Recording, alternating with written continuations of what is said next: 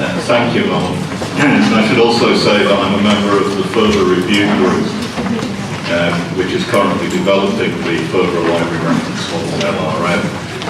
And I'll also say that everything I say here are my own personal comments. They do not represent the views of the RSC, Further Review Group, or any other group that I might be a member of. The main reason for this is, as you know, the library reference model LRM is currently under worldwide review, and we have no idea what the outcome of that review might be. So this is hypothetical and is based on the current draft of the LRM. So, complementing the one-line RDA best standard in the world kind of thing that Simon was talking about, we have this one-sentence description of what RDA is. It's a package, comes as a bundle of data elements, guidelines and instructions, portraying library and cultural heritage resource metadata. And they are well formed according to international models for user-focused linked data applications. And the way that this RDA data is actually served up, packaged and served up, involves two different systems. The RDA toolkit, which you're familiar with, provides the user-focused elements, guidelines and instructions, and is aimed at catalogers who are creating RDA data. And the RDA registry provides the infrastructure for the well-formed part of this, the linked RDA data applications. And the registry is really aimed at application developers and other techies. So it uses a different kind of language from what the RDA toolkit does. But between these two systems, we bring them together to produce this definition of RDA data. So, the LRM and RDA. The LRM says that it's a high-level conceptual model intended as a guide or basis on which to elaborate cataloging rules, and of course this has the potential for being the basis of the RDA guidance, instructions and elements, content standard for cataloging data. LRM also says that it operates at a greater level of generality than FRBR-00, which seems to be comparable in terms of generality with CRM. This is quite an important strategic advantage that we see LRM having, because, as Simon said this morning, one of our target strategies is to expand RDA to cover other cultural heritage communities beyond libraries, to include archives and museums, for example. And so having a standard LRM, which itself is compatible with something which is compatible with the museum community standard, is found to be strategically advantageous to us. And finally, LRM says that this model is developed very much with semantic web technologies in mind, and this serves the third of the strategic communities that Simon mentioned, the RDA linked data communities. So from the general introduction to LRM, it seems that it serves or is going to be useful for RDA to meet these strategic developments that Simon discussed this morning. That's international communities, cultural heritage communities, and linked data communities. So far it's quite encouraging. Okay, this is where it gets slightly technical. In the LRM, a number of new entities or classes of things are introduced that are not present in FRBR or FRSAD. So the main one of these is res, which is the entity which is anything. So res can be anything that you want to describe. So it's the highest level possible entity within the LRM. And from this one top level thing, all other things are derived. Res covers all other types of thing. persons, works, flowers, microphones, bottles of water, people in the audience. These are all things that can be covered by res. And there are a number of very high-level relationships that res has with some other new entities. So Nomen is another new entity. It stands for the name of something, the name of the thing, label, identifier. And it has a high-level relationship called has appellation. So this is a kind of very high-level statement to make. Res has appellation nomen, which translated into normal cataloger speak means all things have labels. That's what res has appellation nomen means. And then there are two high-level association relationships, again with new entities. The entity place is new, and it is not the place of FRBR, and that has been deprecated because that was confined to subjects only. So this is place in its own right. So the high-level relationship is that things can be associated with places. And similarly, time span or kind of event it is another new entity, and it has the same high-level association relationship with res. So things are associated with time spans, dates.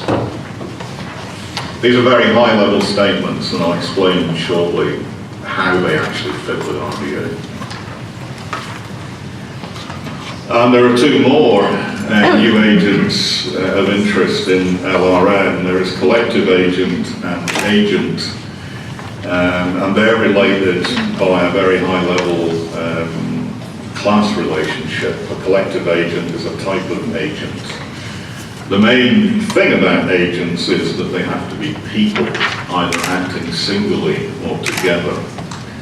And so a person acting with another person, or more than one other person, is a collective agent. But persons also act individually.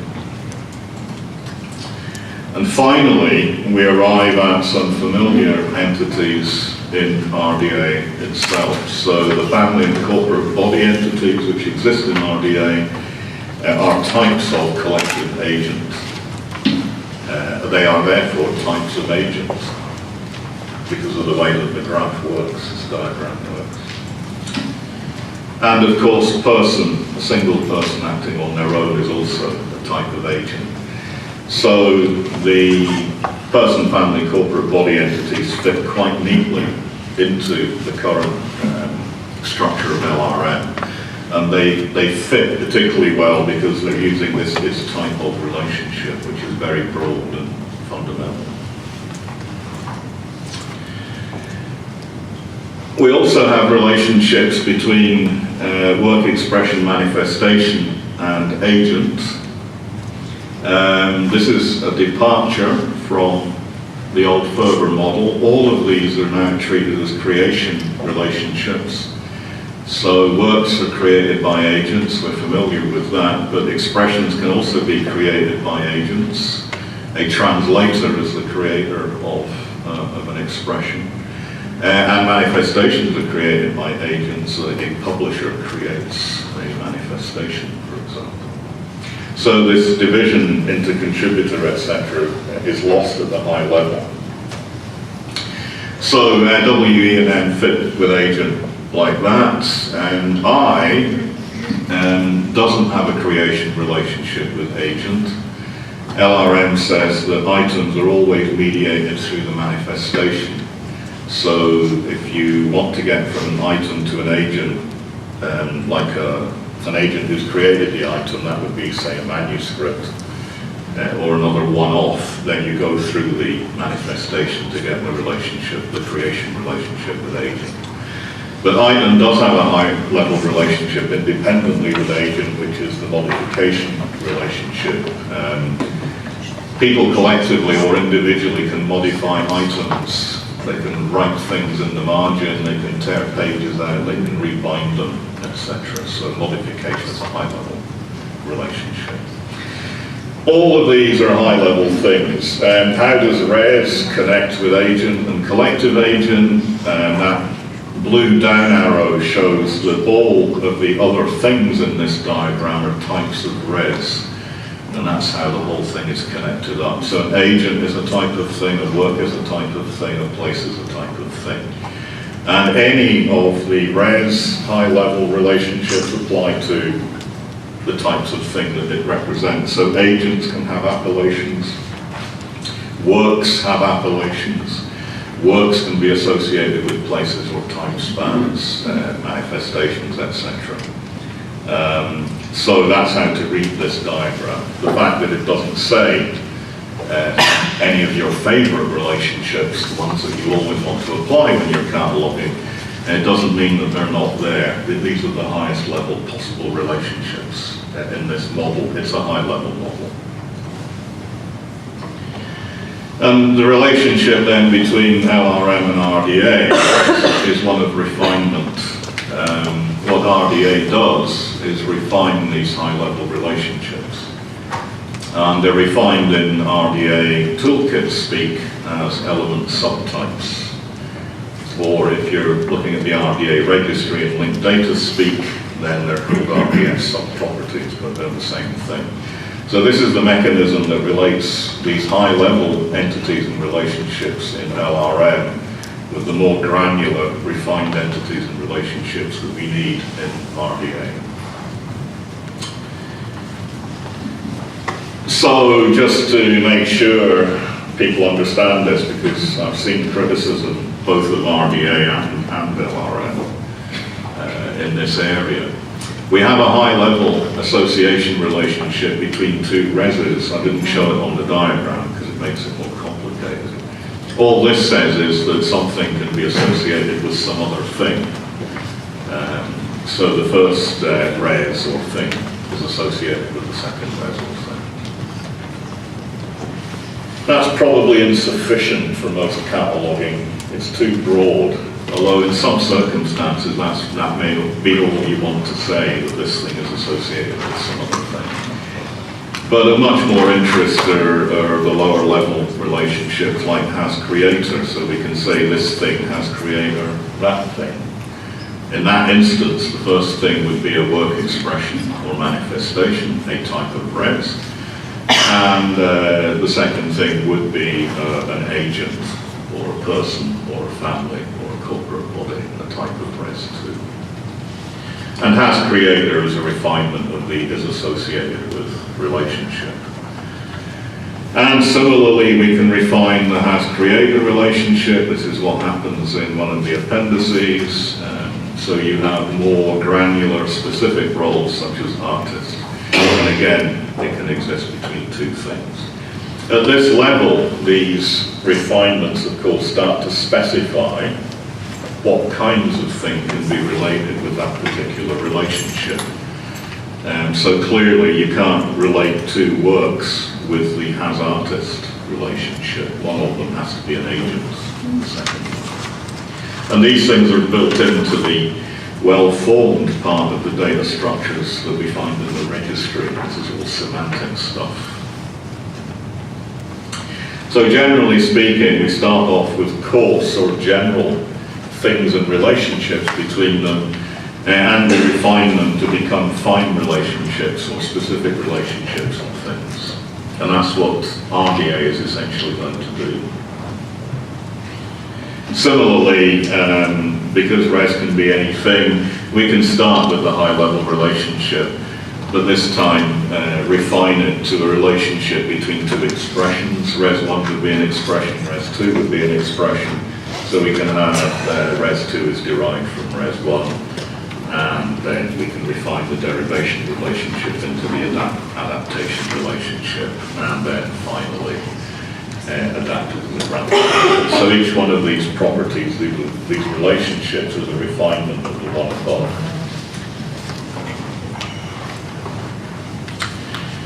Okay, so that's how RDA and LRM kind of might fit together. Certainly the entities and relationships can fit together. I don't see any problems with that. Now I want to talk a little bit about a few particular issues within LRM and how they might impact an RDA. This appears in LRM, so the attribute extent is associated with expressions, and the extent is a quantification of the extent of the expression, which is a really bad definition because you can never use the label within the definition, otherwise it's circular. It then goes on to say, as a kind of scope note in LRM, that the value of extent attribute must consist of 3 elements, and the word must is quite interesting because it's very, very strong.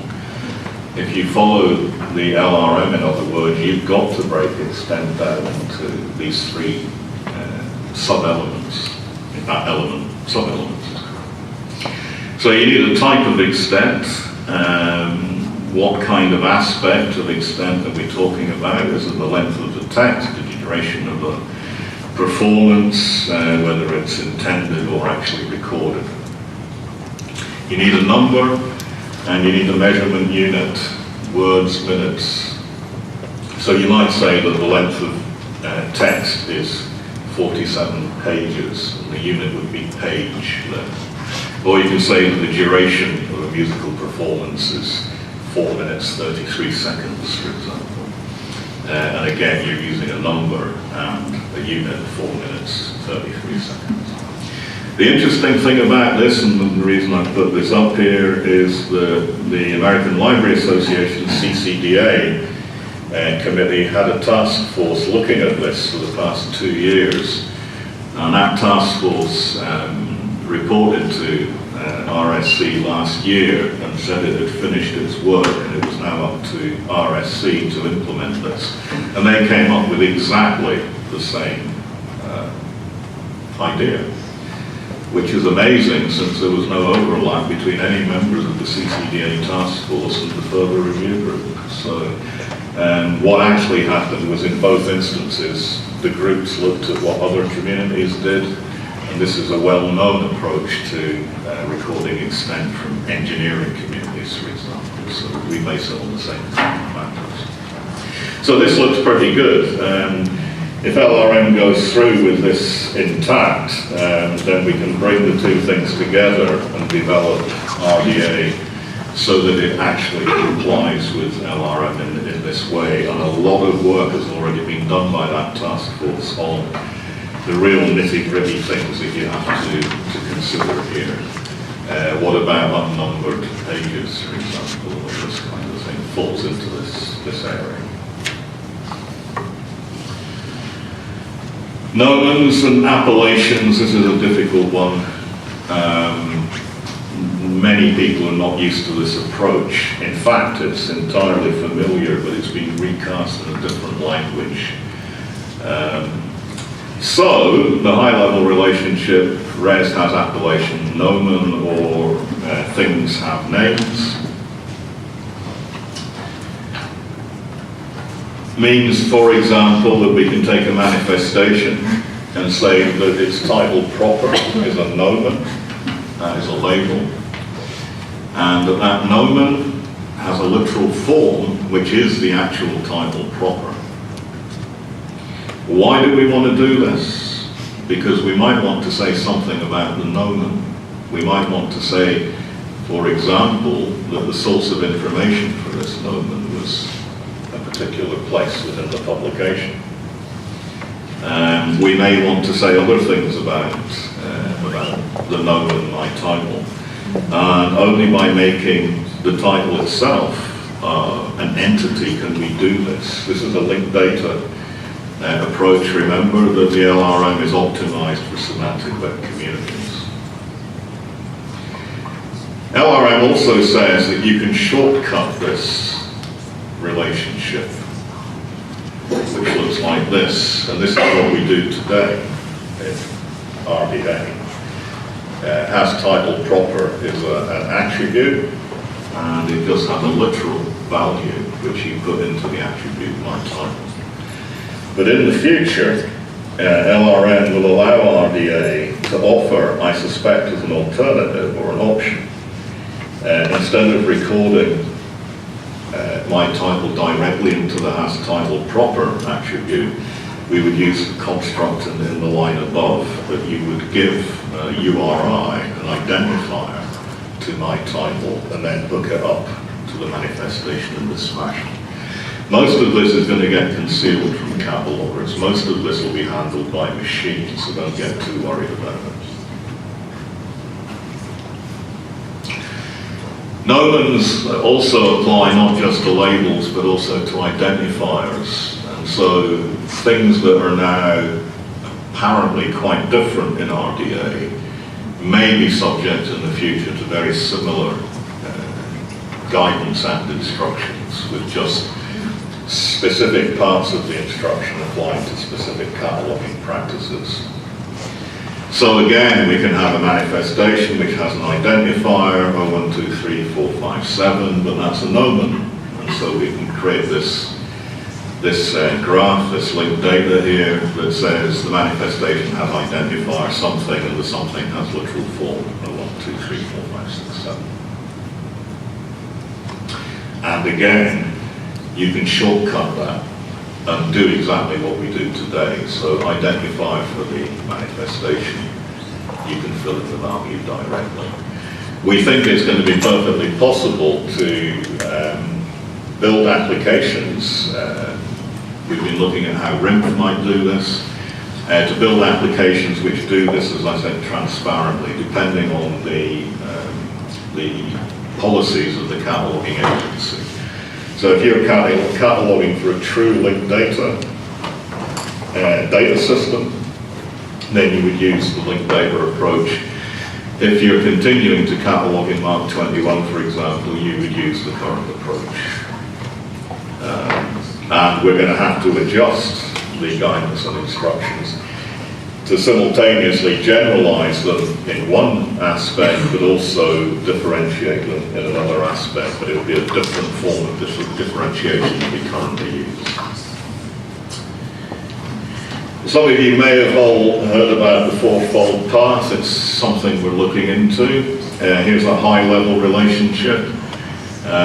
Something is related to some other thing. But we can also say that Res 1 is related because of the current RDA instructions. We can say that the related entity is identified by an identifier, as it is here, or the related entity can be identified by an authorized access point, or the related entity can be identified using an unstructured description or note. And you'll find these approaches scattered throughout RDA. Currently they're asymmetric.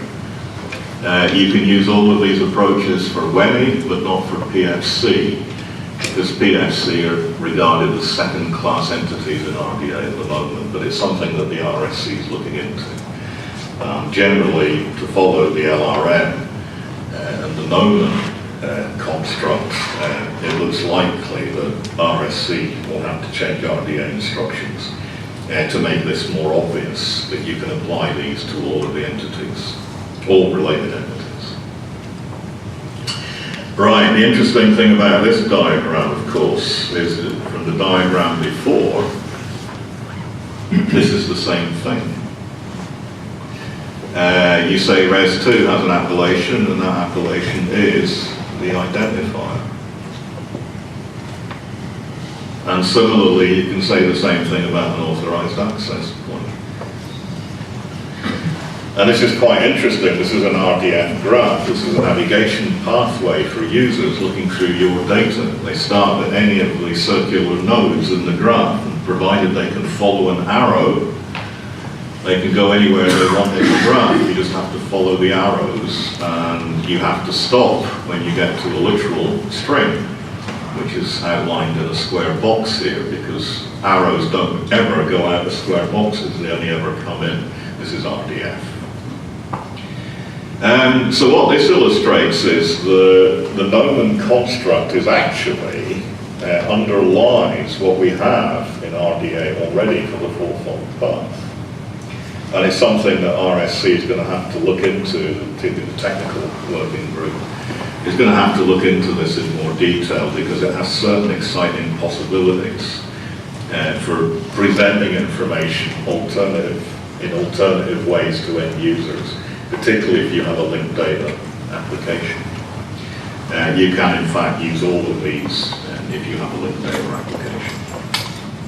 And it's future-proof.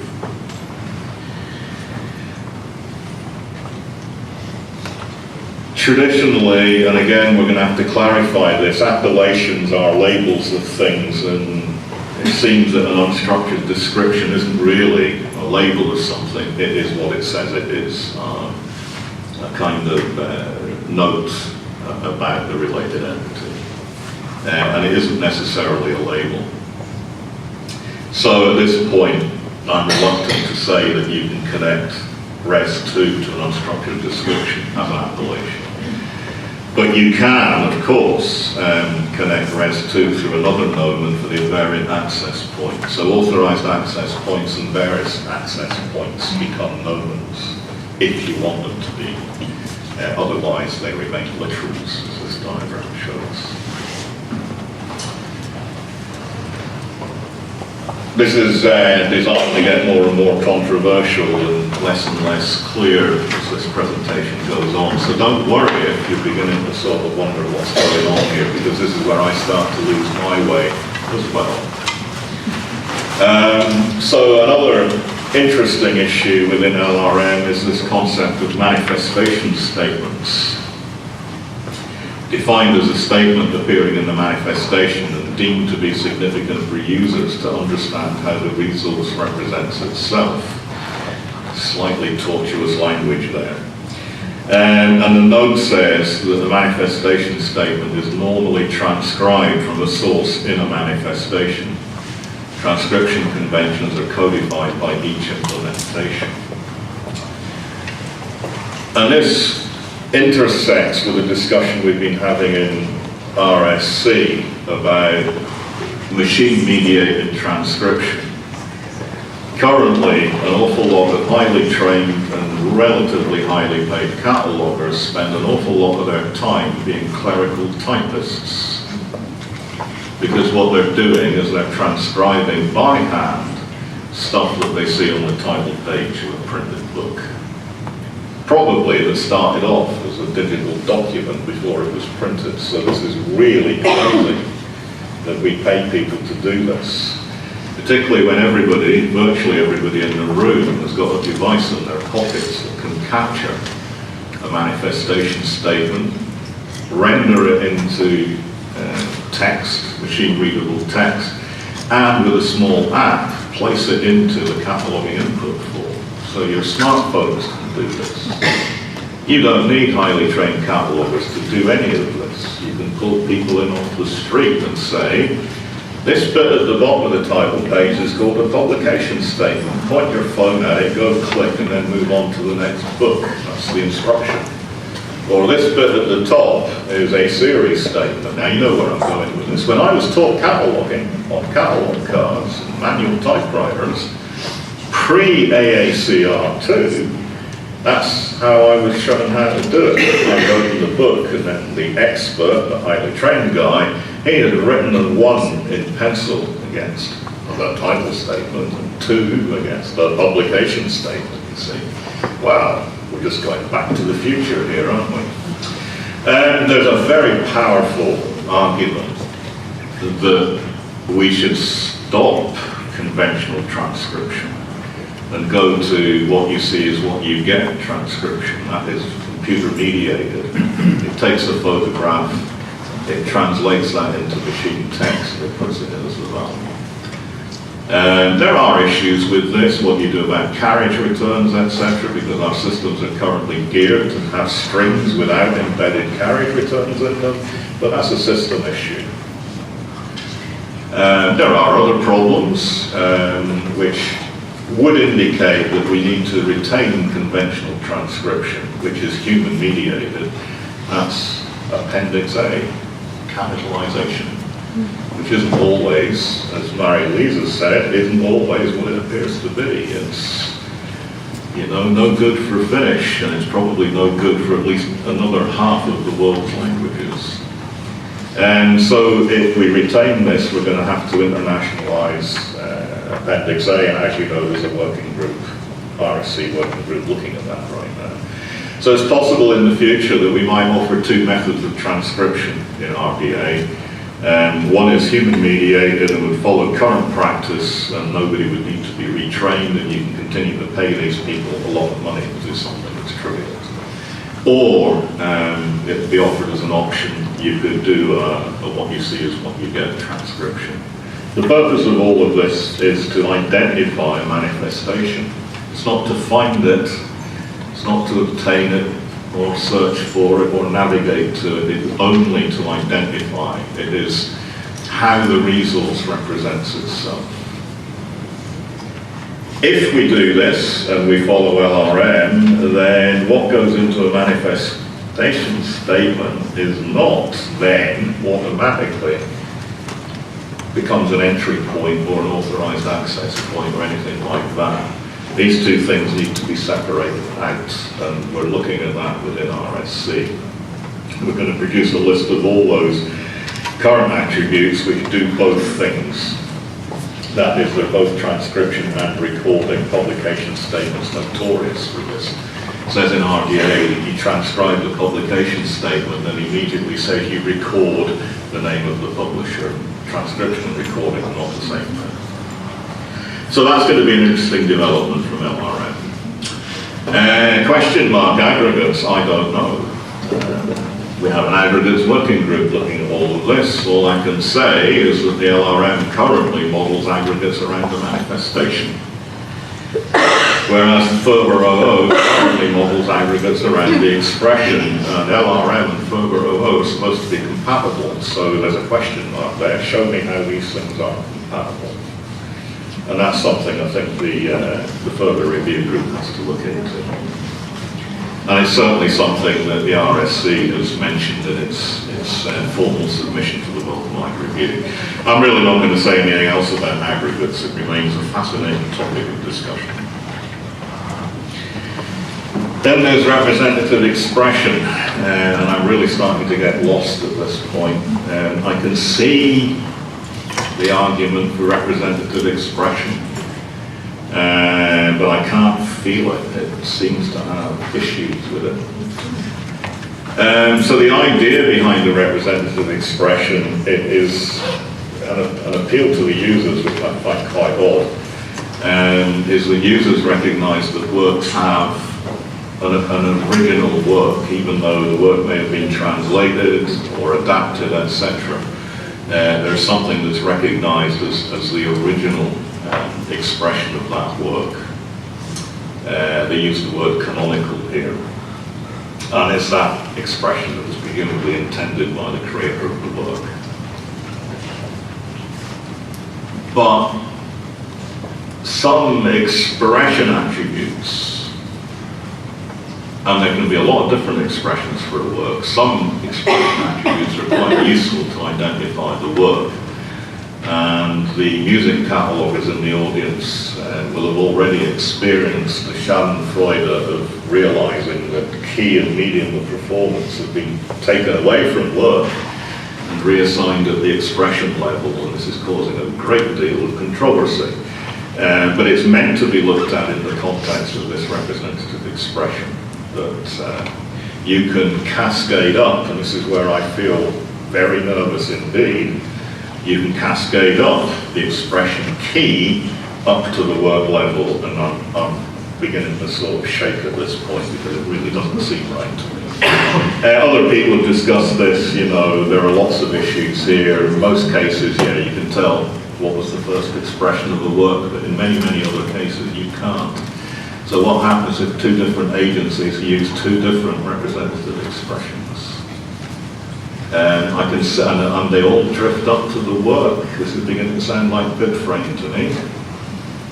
So I'm really not certain about the utility of representative expression, and it's going to need a lot of guidance in RDA for people to use it consistently and effectively. Thank you.